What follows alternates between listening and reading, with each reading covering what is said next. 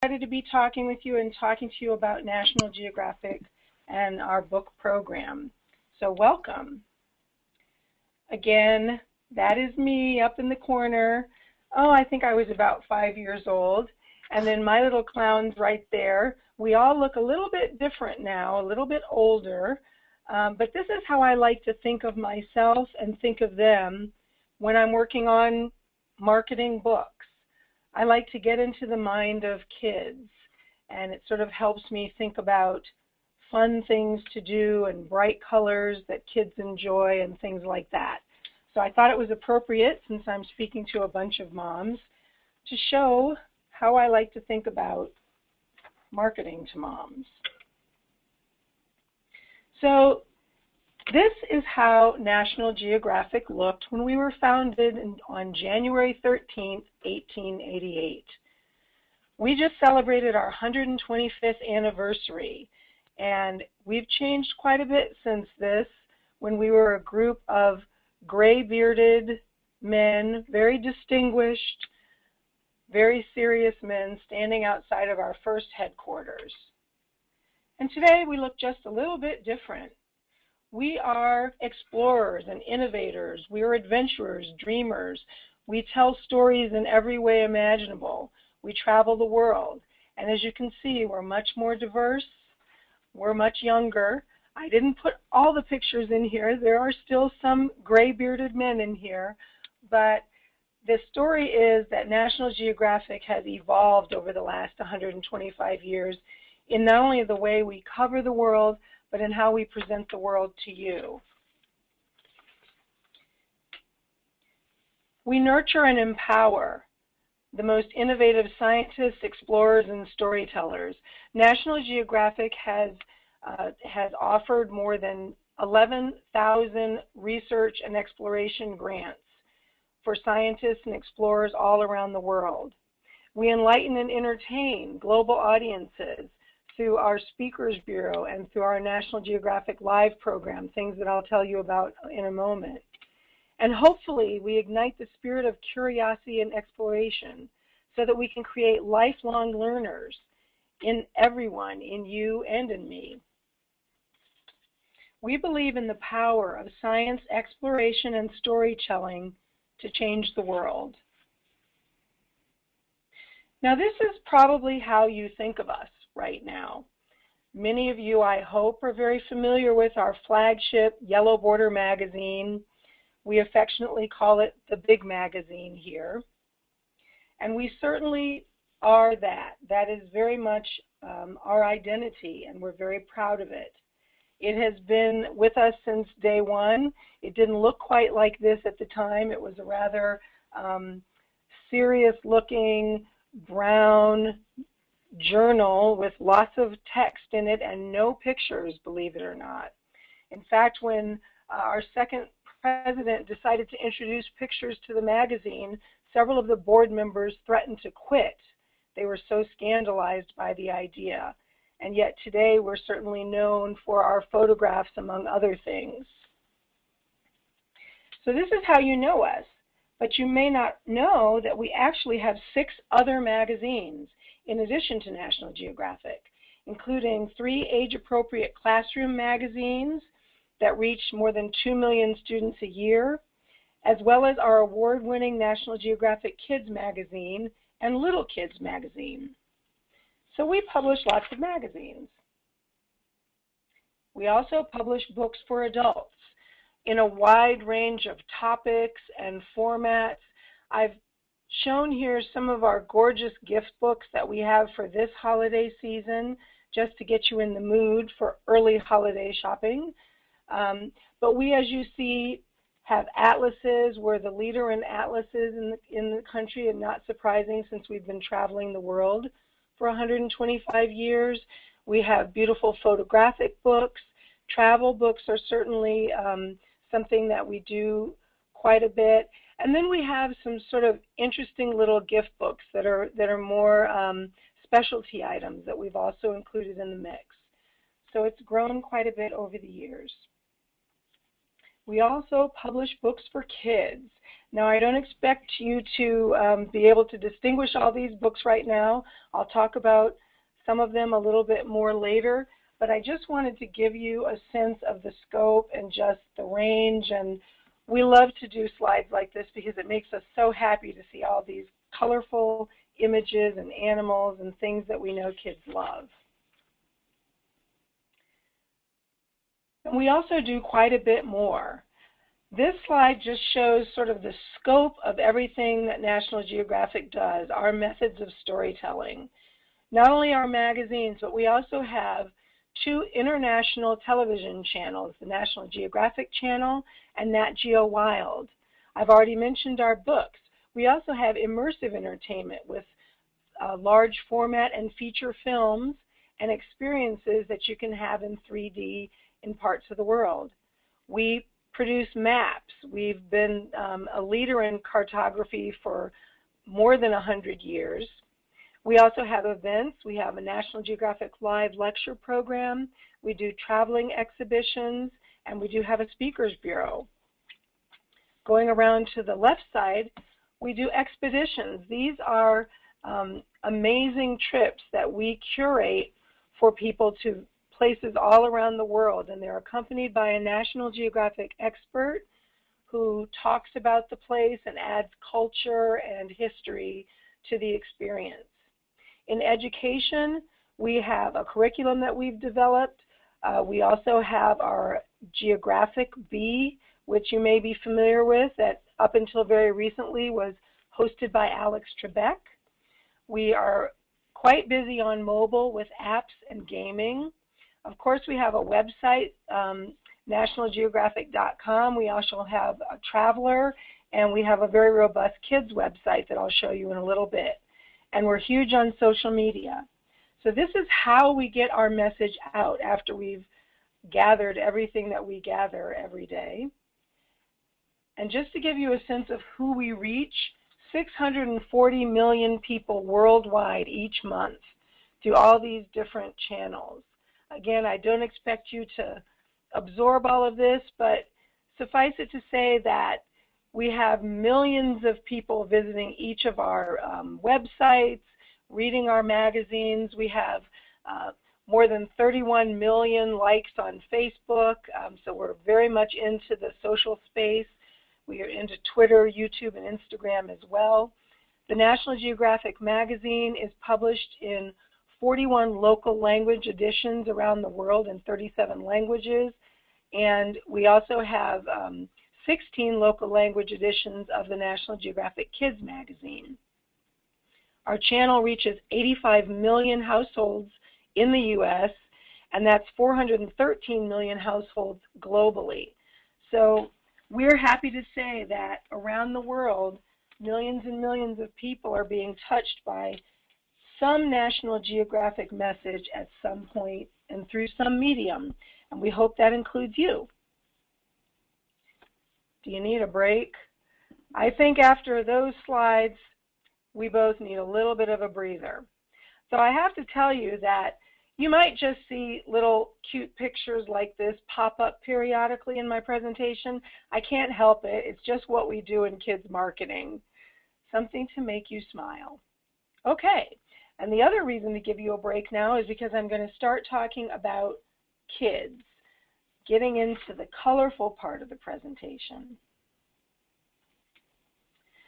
So, very similarly to what I was saying in the beginning, our goal in NG Kids is to excite and inspire a new generation of explorers. We want to make sure that kids have people to look up to understand what it's like to explore and research and be curious and discover. And so we want to give kids access to all of our scientists and our researchers and photographers. This is something that's very unique to National Geographic Kids because we're the only kids brand that has a world-class research organization at its core. It's something that we're very proud of and that we take as a very serious thing, and we want to take advantage of it to benefit kids and to make sure that they really have authentic experiences with everything we produce, and that it really ignites their curiosity about the world. And how do we do this? Well, first we do it by getting to know our customer. We really need to understand kids because, face it, we know who's really in the driver's seat, and we need to know what they like and what they want. We do that in a number of ways. First of all, we talk to them. We have a program called our National Geographic Kids panel, and every month actually in the magazine, we include this feature that asks kids if they'd like to join our team and give us their opinions on various things. And this is something that we do with parents and with the kids, and they become one of our panelists, and then we show them different things and get their opinions, and kids are thrilled to do this. We have about 3,000 panelists right now that work with us reviewing all sorts of things. So we talk to them and we listen to them, most importantly. This is just an example of one of our little surveys, and you'll see that it's very simple. We have, a feature that we want them to look at, and we ask them to rate it based on smiley face.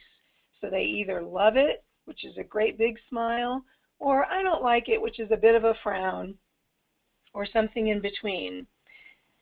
And we ask this about every single story that we run. We ask them about the stories. We ask them what book covers they like, what magazine covers they like. We even ask them what advertisements they like. And not only do we ask them these questions, we really listen to their responses, and we adjust everything we do to give them more of what they want and, of course, less of what they don't. And I will say, as you probably know, kids can be very direct with their opinions, and they definitely do not spare us. If they don't like something, they will be the first to tell us. So we take their feedback very seriously. In fact, they helped us select our cover for the October issue of the magazine. We gave them 6 choices, and they decided to pick Bob Barker wearing his zebra costume. So kids have an effect on the magazine very definitely. They also have an impact on our books. They helped us to select the cover for our new book, Puppy Love, which is coming out this December. And even though they were all just incredibly cute, the Golden Retriever was definitely the winner, hands down. So by doing research and talking to kids and finding out what they like, we've discovered a secret formula of what kids love. They love facts, photos, fun, and all things animals. And this is something that we have taken to heart, and you'll see throughout just about everything we do, we keep these things in mind. Photos, facts, fun, and all things animals. So you'll see the beginnings of that in our award-winning website for National Geographic Kids. We have a website for consumers on the left, which has just been overhauled and refurbished to give kids more of what they want, which is more activities and more games, more challenges, etc. And of course, tons and tons of beautiful images of animals. We also have a website for librarians and a website for teachers with all the appropriate material. And all of these websites, particularly the National Geographic Kids website, is mobile friendly.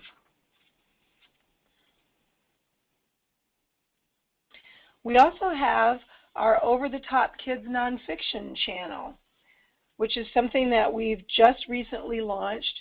We, as you can expect at National Geographic, have a lot of video content. And so we've taken much of that content and turned it into fun programming for kids. So we have a channel on YouTube, and we also are playing on Angry Birds tunes and all of these other vehicles that you see here.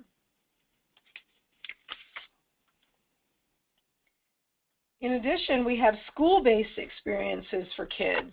I'm sure, as I mentioned before, many of you have heard of our National Geographic Bee, which is something that starts at the local level. Hopefully your children's schools know about the Geographic Bee. We try to contact all of the schools every year to send out our applications for the bee. So it's held at a school level, and then it moves up to a city, state, and regional level until finally we have our contestants for the National Geographic Bee, where they come to our headquarters in Washington. It's always a big and exciting event for all of us here. You know, we try to test ourselves against these 10 and 11 and 12-year-olds, and it's a little sad, but most of the time they beat us hands down. As you can see, our new hostess for the Geographic Bee is Soledad O'Brien. We also have a program called Giant Traveling Maps, which is incredibly fun. We've created these huge maps of the different continents, and we send those into schools along with some materials that go along with them. There might be some toys or games or things that we use to explain some of the concepts that are on the globe, but it's curriculum-based, and teachers can use them to help kids really understand, whether it be social studies or geography or map making. And as you can see, the kids, you know, walk on the globes and they get a big kick out of it. In addition, we do student matinees and explorer presentations where our explorers will go into schools and talk to kids about their work. And it's something that the kids really love, and the explorers love to do it as well, because it allows them to sort of let the kids know how they got interested in their passion and how kids can do it as well. We've even gone so far as to set 8 Guinness World Records, all related to animals or conservation or health. In this case, we were so thrilled to be able to work with the First Lady on her Let's Move campaign, and we set a record for the largest number of jumping jacks being done simultaneously in the world. Don't ask me how many we actually did, but it was quite a few, and we managed to set the record. So what does all this have to do with books? Well, really everything. All of our research and our learning, our exploration and discovery goes into everything we publish, sometimes literally. Tim Lehman, who likes to hang out in treetops, is a National Geographic explorer, field biologist, and photographer for one of our new books, Rainforest Colors. Tim's vibrant photos are an engaging introduction to color for young readers. National Geographic explorers Brian Scarry and Brady Barr recount some of their adventures in these engaging and easy-to-read chapter books. So we really find that it's important to take advantage of our explorers and our researchers and our scientists and photographers, and many of them contribute to our books, if not writing the books completely.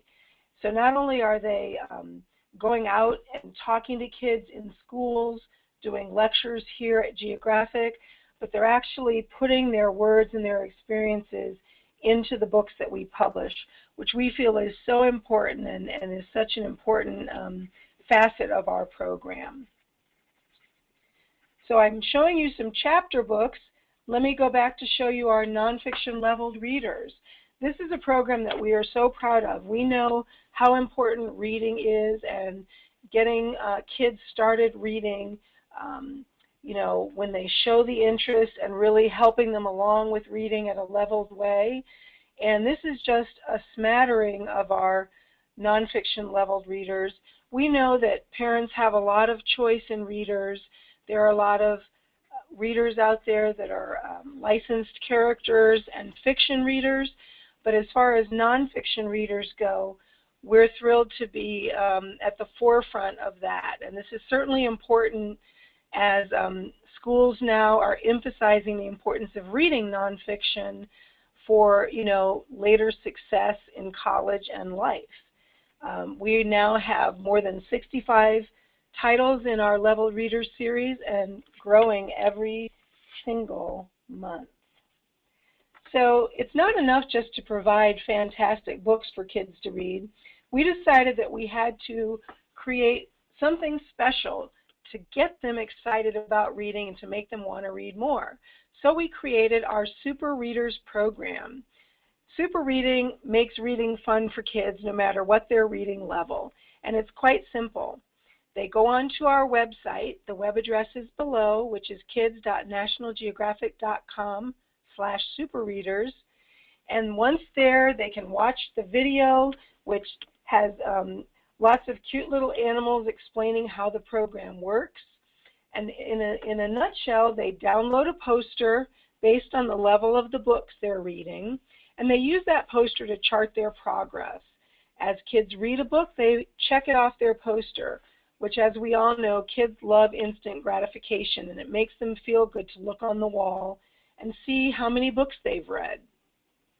In addition, they can go back onto the website with your help and download free prizes anywhere from bookmarks to door hangers, t-shirt iron-ons, magnets, stickers, all number of prizes, just to give themselves a little thank you for sticking with it and reading their book.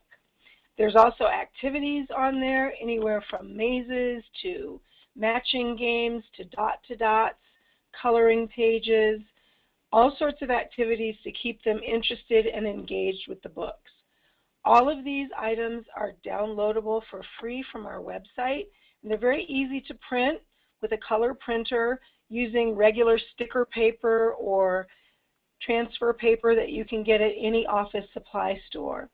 We're so excited about this program, and we really think that it's going to help kids keep the excitement about reading and just stay involved. And we encourage you to go onto the website and take a look and see what you think, and we'd love to hear your thoughts about it. We also have amazing gift books for kids. These are books that tend to be hardcover, although not always. They may be a little bit bigger than some of our other books, and they tend to be the types of books that parents and grandparents love to get for their kids, ranging from subjects like mythology, which we know is very popular these days, to our new book on animal stories, which is a wonderful classic collection of animal stories written by noted children's author Jane Yolen. Our cookbook we're so excited about this year with Barton Seaver, who's one of our National Geographic explorers and an expert in sustainable eating. It's not just a cookbook, it's just full of fun activities and things that kids can do to not only eat healthy for themselves, but also healthy for the planet. And we have something for every age kid. You know, our first big book of bugs, which is the latest in our first big book series, just introduces kids to the wonder of bugs through huge, beautiful photographs and easy-to-read text. And one of my favorites is my Weird But True Fact-A-Day Fun Journal. Weird But True is one of our most popular and enduring book series. Kids just love it. And it is exactly what it sounds like. Tons of weird, crazy, wacky facts that just happen to be true. And in this case, we've created a journal, a daily journal, that has all sorts of seasonal Weird But True facts that kids can read every day. Plus, it has a little question or prompt that asks them something, maybe something weird that happened to them that day, and they can actually write in. So that's just a fun way for kids to get a little bit of learning and have a little bit of fun in a daily journal. In addition, we publish tons of what we love to call boredom-busting fun stuff. These are the books that kids ask for and I know, pester you a little bit for. We're sorry.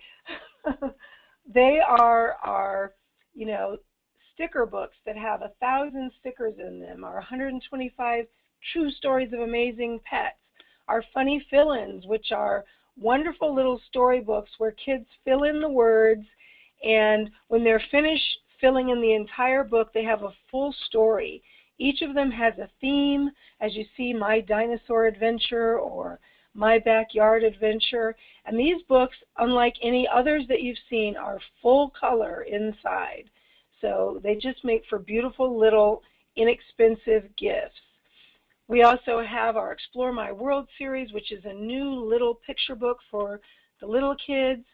I mentioned Weird But True, and our Almanac, of course, which is our perennial favorite. It's an annual book, and kids just love it. We like to say it has everything they've always wanted to know about everything.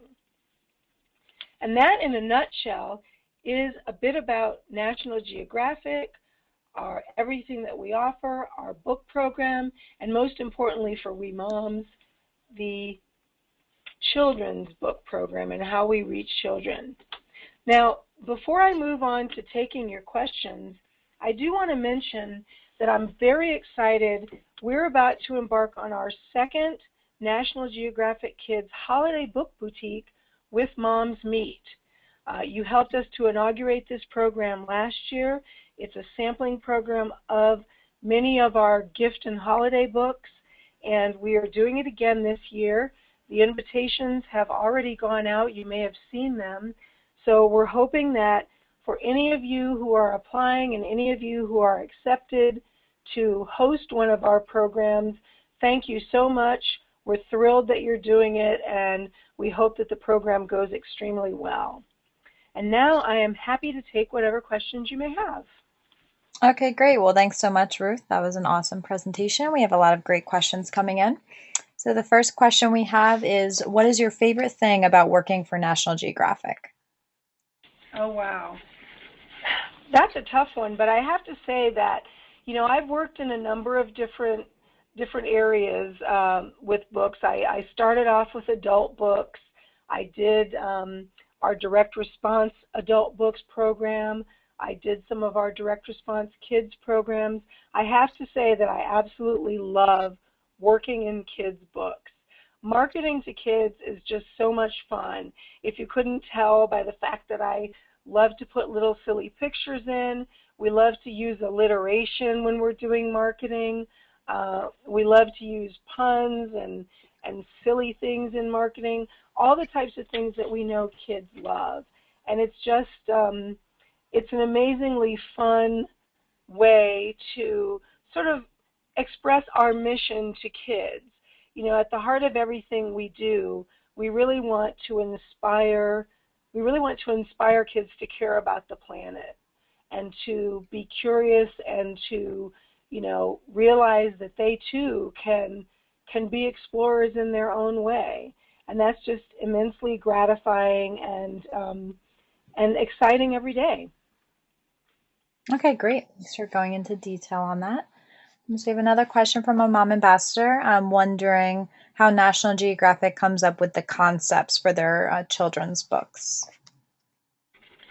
Well, first of all, we have an amazing team of editors here who are incredibly creative, and they are constantly pouring through the media to see what kids are interested in now. You know, what are they watching? What are they reading? What are they thinking about? We take a lot of ideas from our National Geographic Kids magazine, which is an award-winning magazine, and we collaborate quite closely with them. As I mentioned, we do research with kids. We go out to them and we, you know, ask them about different subjects that they like. We ask them what animals are their favorite animals. We talk about, you know, all sorts of things, what colors they like, everything, you know, that we might need to put together something that is not only interesting and exciting for kids, but that's also visually appealing. We get a lot of ideas from our explorers in the field. Certainly the work that they're doing feeds into many, many of the books we do. We have a book series that just came out called Mission Animal Rescue. And this is a series of books that at its core are about animals, and kids love animals. But on top of that, we've layered on important information about, you know, how some of these animals aren't doing so well in the wild and what we can do to help save them. kids don't just want to read. We've discovered kids want to be active. They want to do things. And so we listen to that, and we've put into this book very, any number of ways that kids can get involved depending on the level of involvement they want and their time. So we have just a plethora of ways that we get ideas, but we're always, always looking for more. Okay, great. We have a few mom ambassadors wondering what's the best way to stay in touch with National Geographic, whether that be a newsletter or social media. Well, we certainly have our social media platforms, and we would love to hear from you there. We're on Facebook. We have a National Geographic sort of overall Facebook page. We also have a National Geographic Kids Facebook page, which is, a great place to sort of sit with your children and look at some of the things that we have on there. What else? We have a website that both the regular National Geographic and Kids, which is a way for them to just experience some of our material and our content. If they're interested in actually interacting with us, apart from leaving comments on Facebook, we also have 10 newsletters that National Geographic offers. Anything from our photography newsletter. We have a newsletter for kids and family, newsletters for travel. So there are a number of ways. We love to talk to people who want to talk to us. So certainly go on our website, look at all of that. You'll be able to see on our website how you can access our newsletters and things like that. And one big way that we love to hear back from people is through our MyShot community. This is a community on our website where people, and we have a special section for kids as well, can take photographs and upload them to the site. And it's just a wonderful sharing site. People leave comments on each other's photographs, and it's a community of people who love photography and love photographs. Okay, great. And do you have any new kids books that are being released soon or that were just released? Any recent books? Well, sure. We have books. Many of the ones that I presented in this presentation are coming out very soon. The Weird But True Fact a Day Fun Journal is a fall book that's coming out right now. We always have Weird But True and Just Joking books out. The cookbook is out. We have a wonderful book called 5,000 Awesome Facts 2, which is just a fun book full of facts about everything you can imagine. There's many of our books are an ongoing series, so the funny fill-ins I mentioned, we have about 20 of those now. We have sticker and activity books coming out all the time. National Geographic has our own store. You can certainly go on to shopng.com/books, and you can see the wide range of books that we have. You can also always see what we have available on Amazon, but if you want to see sort of the range of books, I would say you could go on our website, and that would be an easy way for you to find them. We have a couple of books coming up in the spring that I'm excited about. One book is a book about Jane Goodall called Untamed. And Jane Goodall was one of our explorers. We were a very early supporter of her work, and she worked with us for many years on her research. And we had incredible access to her when we were writing this book. She reviewed the entire book, and we were so thrilled to be able to add our spin on a biography of this very important figure. We also have a book coming out called Fashion. It's a fashion book called Why'd They Wear That? And this is not fashion as you would normally think of it. It is basically looking at sort of our culture and a little bit of our past through the lens of fashion. So you see everything from hoop skirts to beehive hairdos to hair shirts and all sorts of wacky things that people used to wear, and just have us all scratching our heads saying, why they wear that? So those are just a few examples of some of the books that we have either out right now or coming up soon. Okay, great. And we have a few questions coming in about just different age levels with the books, and I'm wondering what the lowest reading level is. Do you have any books for pre-readers, or even as young as toddlers, whether that's picture books or anything for that pre-reading age level? Yes, we absolutely do. Our books range, I would say, from about, well, they range from 1 all the way up to teen. I mean, we consider many of our books to be quite suitable for lap reading, just as one might read any fiction book to your child when they're a baby. There's no reason why you can't read about wonderful animals. We do have a super board book series called Look and Learn. And this is a series of books that are very, very simple board books.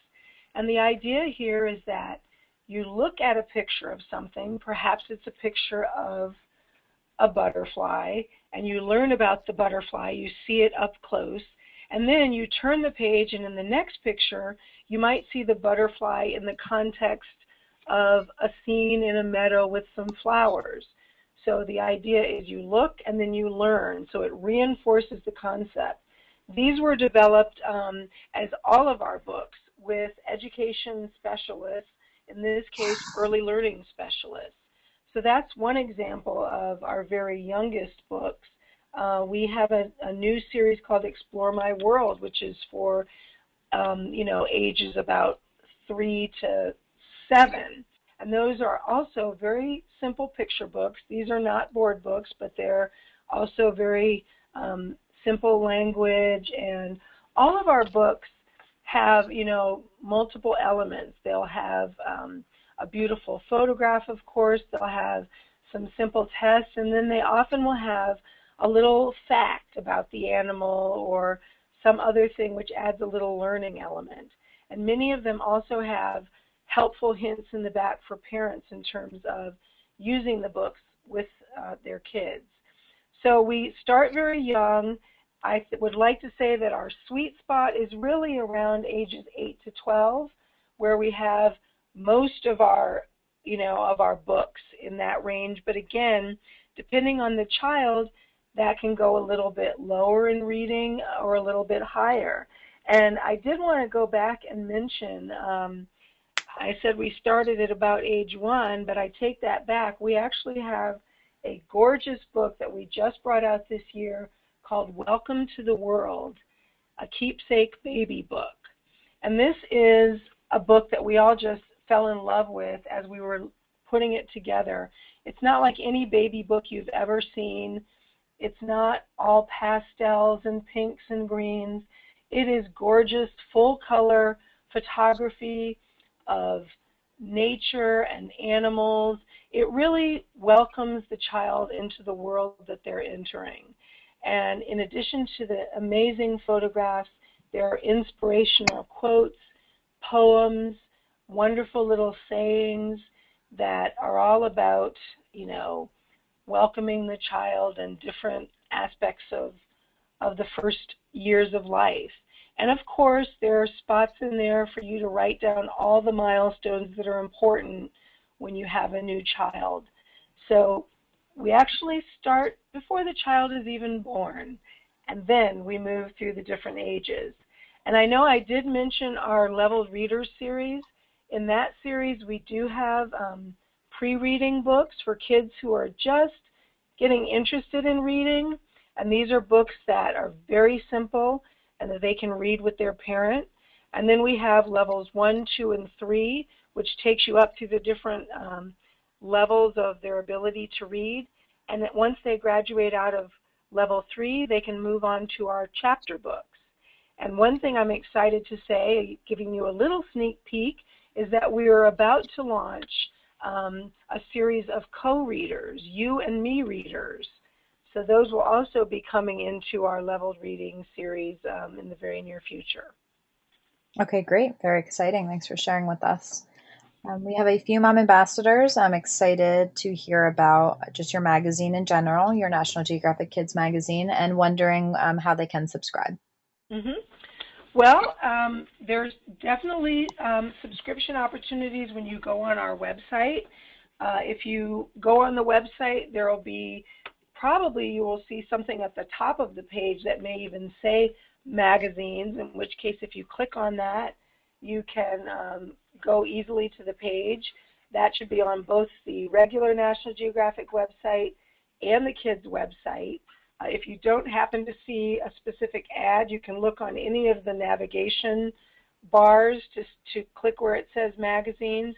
And of course, you can go to Google and find a way to sign up there. We actually are sold through Amazon.com as well. So there are any number of ways to get it. It's a fabulous site. It's won tons of awards. It's just a great magazine. There are 10 issues a year, and it has all of the fun interactivity that kids just love. And it is right now, we're proud to say, the #1 circulation magazine for kids in the country. So we're thrilled with it. Okay, great. And is there a specific age range that the kids magazine is targeted for? It's basically, I would say, about 6 to 12.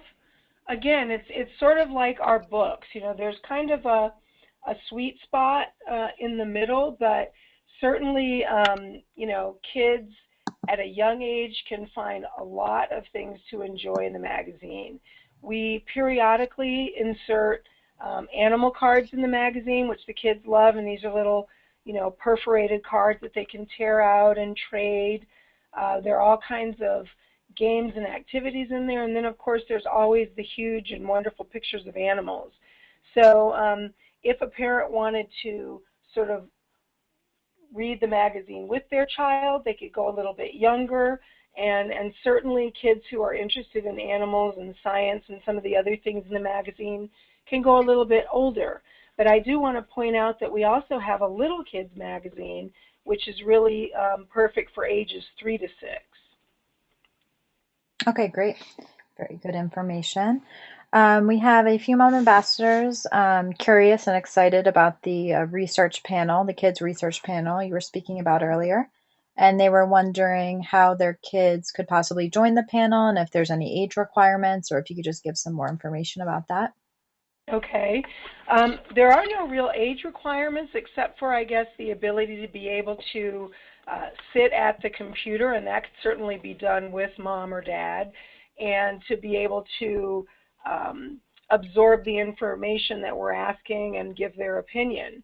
So we definitely do have the panel broken out into different ages because, of course, we want to know what the little kids like as well as the older kids. I would have to go and do a little bit of digging to find out exactly how someone that's outside of our subscription base could become part of the panel.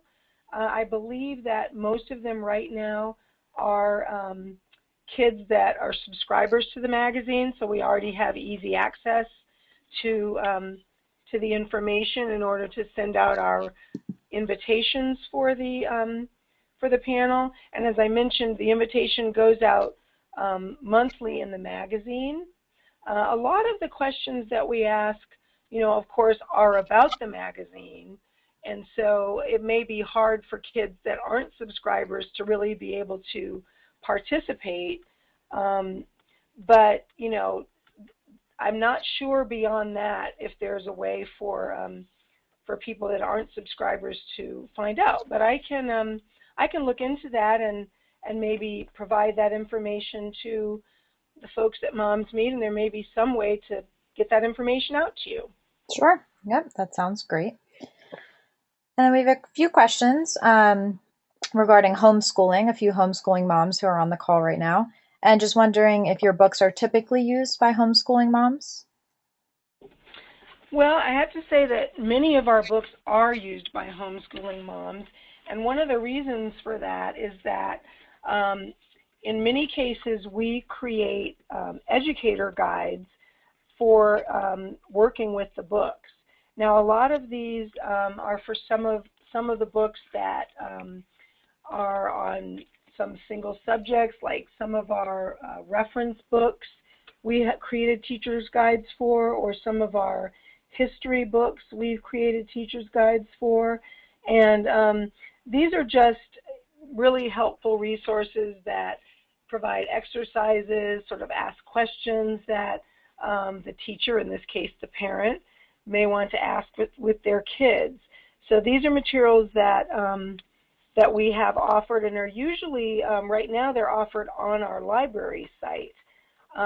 In addition to that, though, we have books that are very much geared toward, you know, school-like topics. We have a book that's coming out this fall called Try This, which is 50 fun experiments for the mad scientist in you.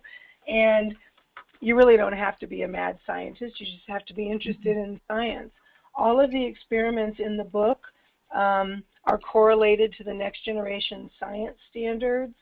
They all have information about what science concept is being taught with the experiment, and all of the experiments are step-by-step instructions and full-color photographs.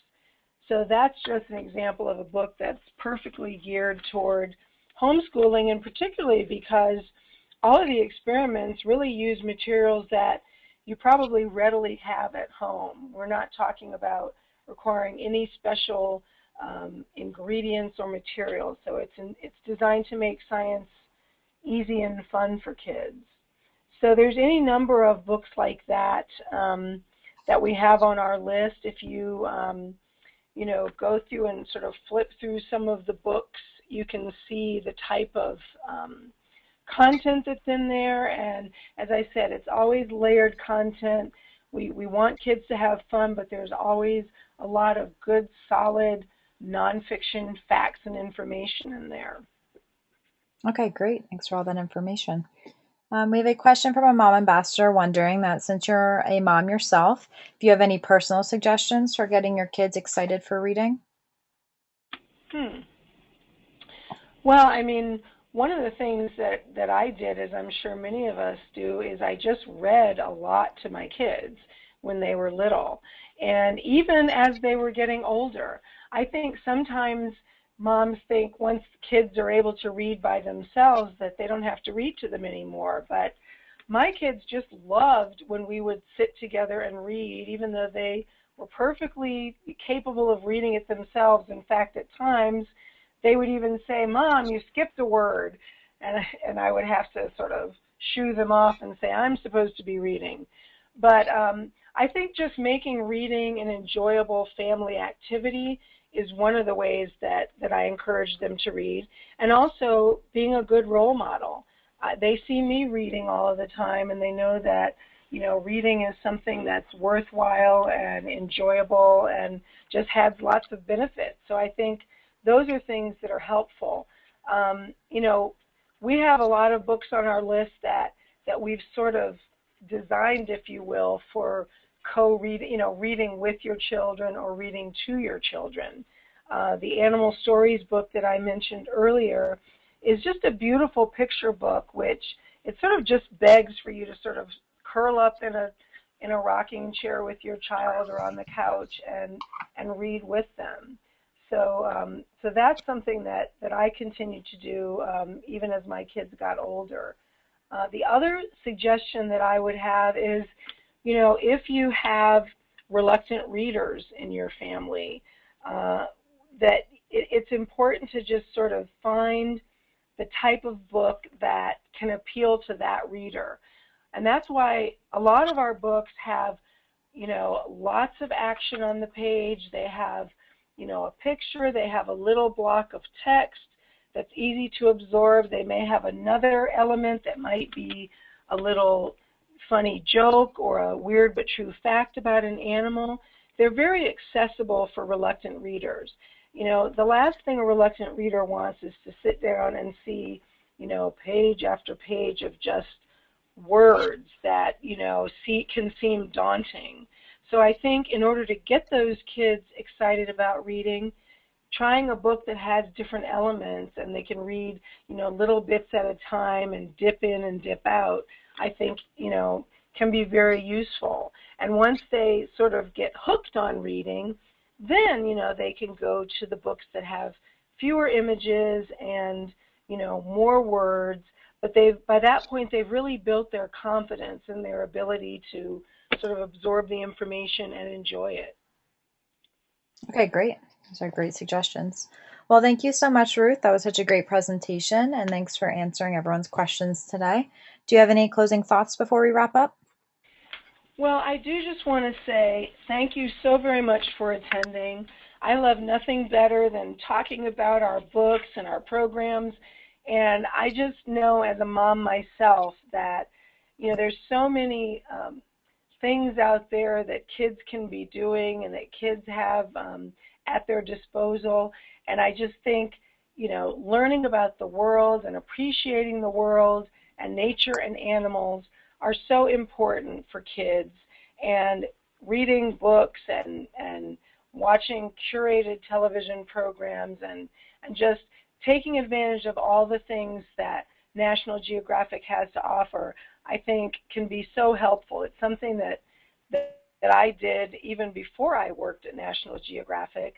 And, National Geographic is just a safe place for your child, and we take that responsibility very seriously. So I thank you for your time. I'm so excited to be working with Kiwi and Moms Meet. I hope that you will visit us on any of these websites or pages that I've listed up here.